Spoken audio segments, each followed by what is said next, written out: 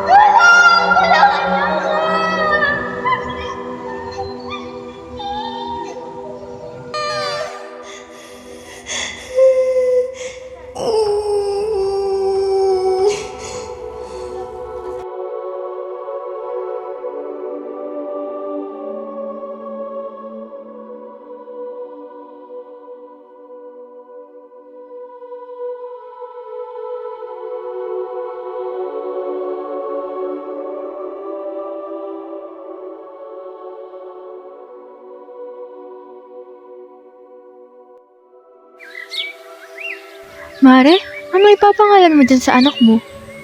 Siya? Si Ninyo.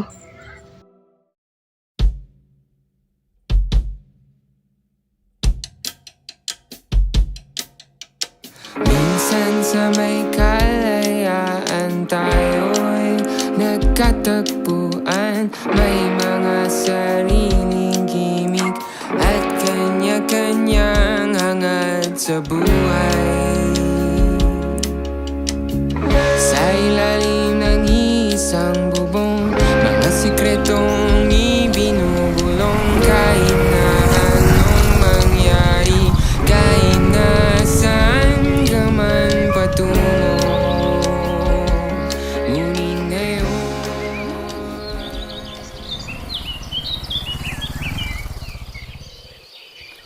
Pagod ka na? Tara na kayo magsimba.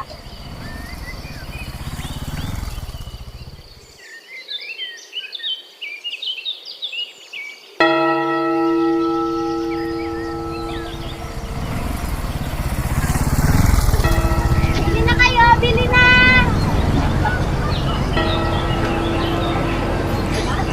Bili na kayo! Bili na!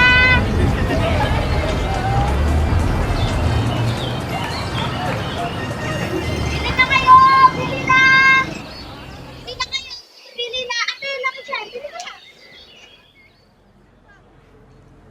Oh, Mare, nandyan ka pala. Ganda pala ng mga to, ha? Nga pala, Si Ninyo, kamusta? Ayun, tuwang-tuwa sa kanyang ginagawa. Palagi ngang nasa simbahan. Mimigay ng papel na naglalaman ng salita ng Diyos.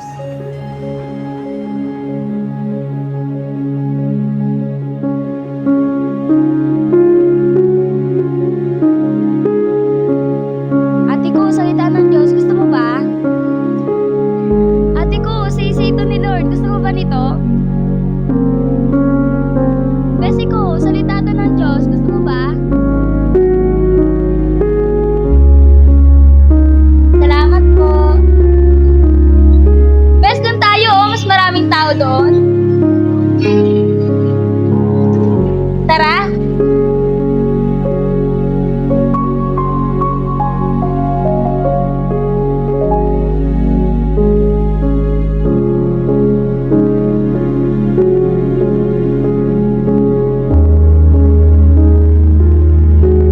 Totoy, saan mo nalalaman ang salita ng Diyos? Ni hindi ka nga marunong magsalita, pero ang salita ng Diyos ay iyong pinakakalat. Pagpalain ka nawa. Oo, pipi ako.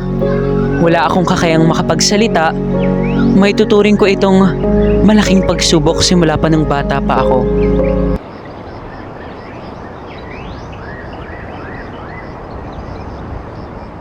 Talaga bang pag-aaralin mo si Ninyo sa kolehiyo?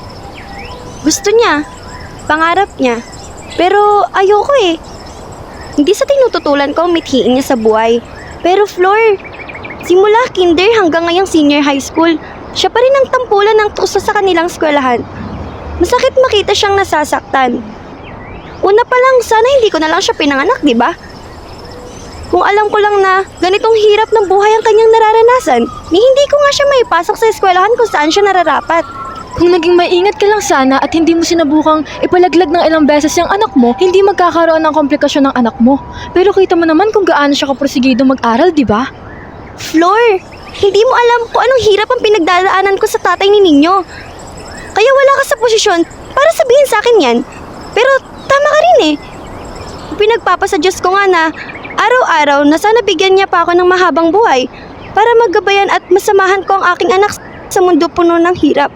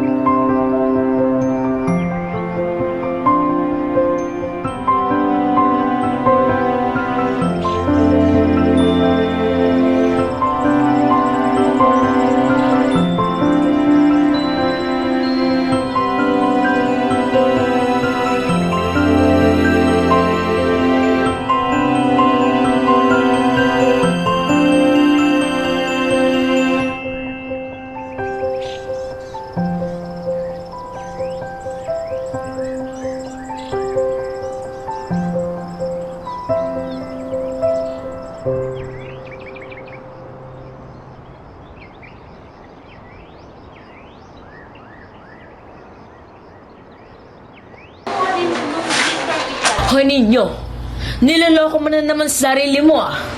Hindi ka naman talaga bagay dito eh. Doon ka sa mga special. Special kita, Bipe.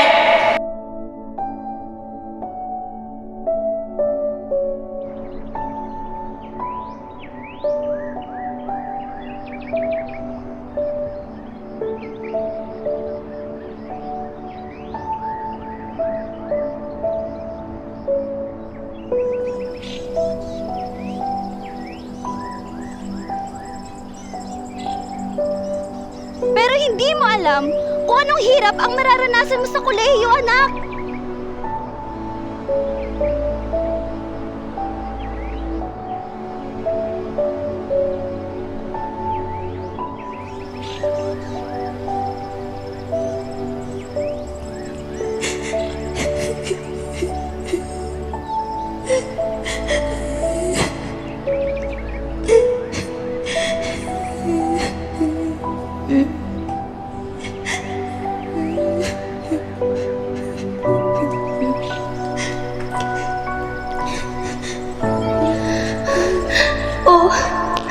Diyos ko, bakit pa nangyayari sa akin to? Pati si ninyo, nadadamay sa pinagkagagawa ko. Panginoon, gabayan niyo ako.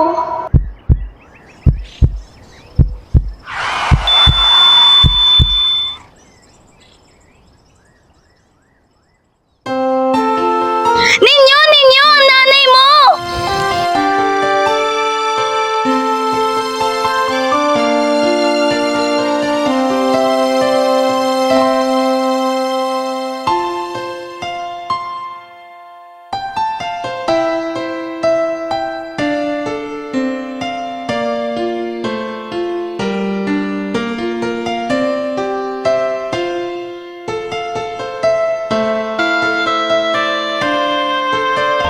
Hoy, ba't ka ba nagbibigay ng walang kwentang papel na yan, ah? Oh, baka hindi mo naman ako maintindihan, Ipe. Hoy, hoy, hoy, hoy. Porke hindi makapagsalita tong besi ko na to, mukha pa rin siyang anak ng Diyos. Eh ikaw, nakakapagsalita ka nga, pangit naman nung nilalabas ang bibig mo. Doon ka sa parawin, nagigigil ako sa'yo.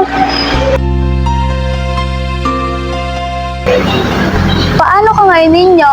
Huwag kang sumuko ha, nandito lang ako para sa'yo.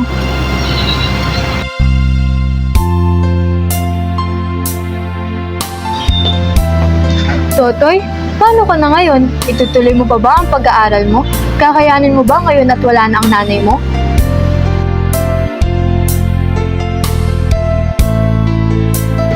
Ikaw pala yan, Toy. Kamusta?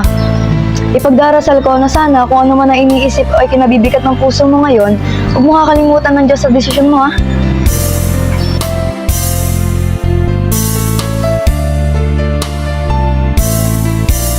Magagamit ko ba ang sarili ko upang maging instrumento ng Panginoon? Kung ang bibig ko ay walang kakayahang magbigkas ang salita ng Diyos? Panginoon, gabayan ninyo po ako. Kayo na po ang bahala.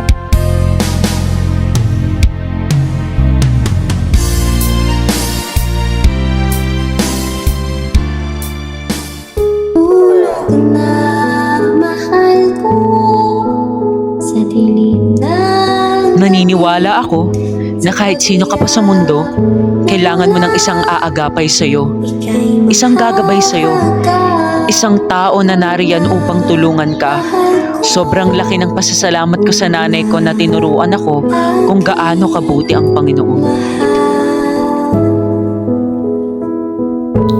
Kandila ang nagsisilbing liwanag sa aking madilim na mundo.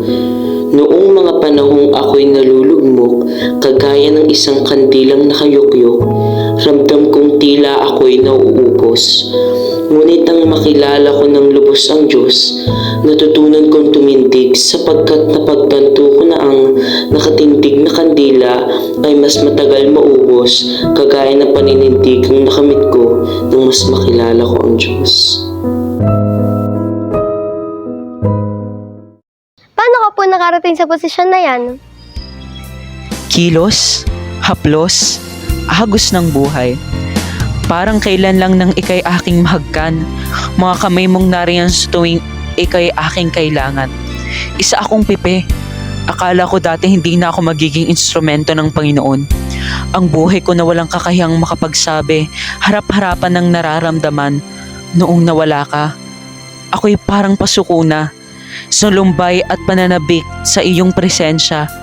Kinaya ko magtiwala sa sarili ko. Tunay na kay buti mo, Panginoon. Marami ng pagsubok ang patuloy na ibinibigay mo sa akin. Patuloy din ang pagpapalakas mo sa akin. Ngayon, ang pananampalataya ay kapanatagan sa mga bagay na hinihintay. Ang katunayan ng mga bagay na hindi nakikita. Hebrews chapter 1 verse 11. Ang dami ko na po natutunan sa inyo. Pastor, ano nga po ulit ang pangalan nyo? Ako si Ninyo. At ito,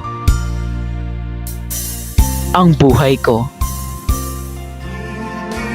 Hintay ka lang, kaibigan.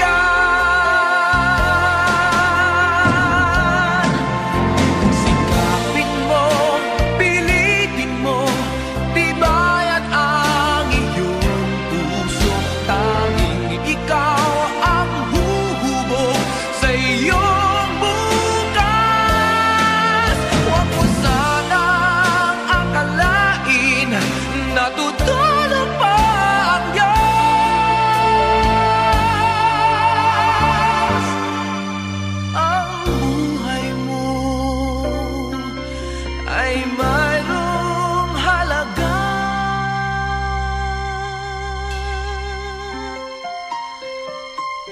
sa Kanya.